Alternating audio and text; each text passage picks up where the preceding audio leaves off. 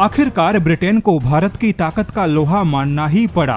Britain ने माना कि उससे गलती हुई, क्योंकि ब्रिटेन ने भारत की ताकत को पहले नहीं पहचाना। लेकिन यहाँ पर मामला केवल इतना सा नहीं कि ब्रिटेन ने भारत की ताकत को समय से पहले नहीं पहचाना, बल्कि अब ब्रिटेन को इस बात का डर है कि भारत की जो ताकत है वह सीधे ब्रिटेन को ही रिप्लेस कर रही है।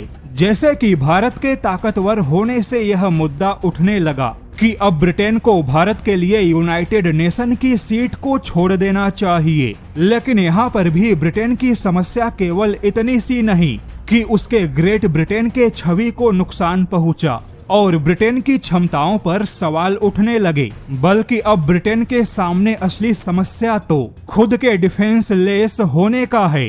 यानी कभी ग्रेट ब्रिटेन कहलाने वाले ब्रिटेन के पास में आज के तारीख में अपने खुद के जमीन की रक्षा कर पाने का भी दम नहीं है, क्योंकि अब खुद ब्रिटेन के ही पूर्व सैन्य अधिकारियों ने ब्रिटेन के युद्ध क्षमता और सैनिकों पर सवाल उठा दिए और कह दिया कि भारत के सामने ब्रिटेन की अब कोई औकात नहीं, क्योंकि मिसाइल से लेकर हथियारों की टेक्नोलॉजी और स्पेस तक हर मामले में भारत ने ब्रिटेन को बहुत पीछे छोड़ दिया। दरअसल बात कुछ ऐसी है कि चैथम हाउस ने खुलासा किया कि आज के तारीख में ब्रिटेन के पास में युद्ध के लिए तैयार सैनिकों की संख्या 10,000 भी नहीं है।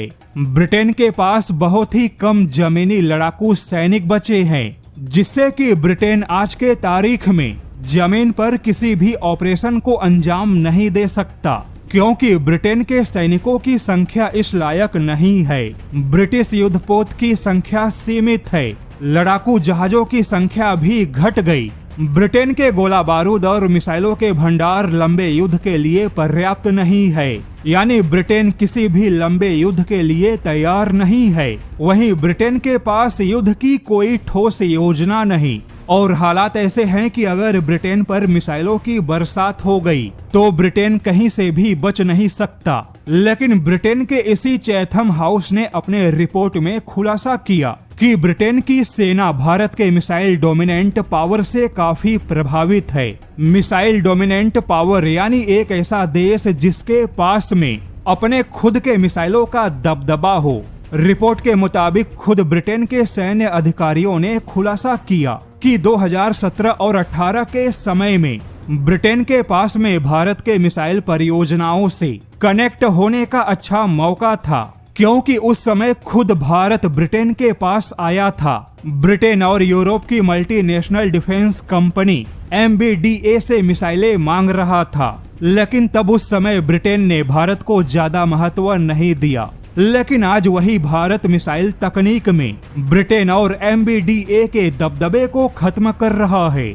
अब उसी ब्रिटेन के जानकार यह दावा कर रहे हैं कि भारत भविष्य का प्रतिनिधित्व करेगा, जबकि ब्रिटेन के पास में केवल अतीत की विरासत बची है और आज के मिसाइल युद्ध में ब्रिटेन कहीं बहुत पीछे छूट चुका है।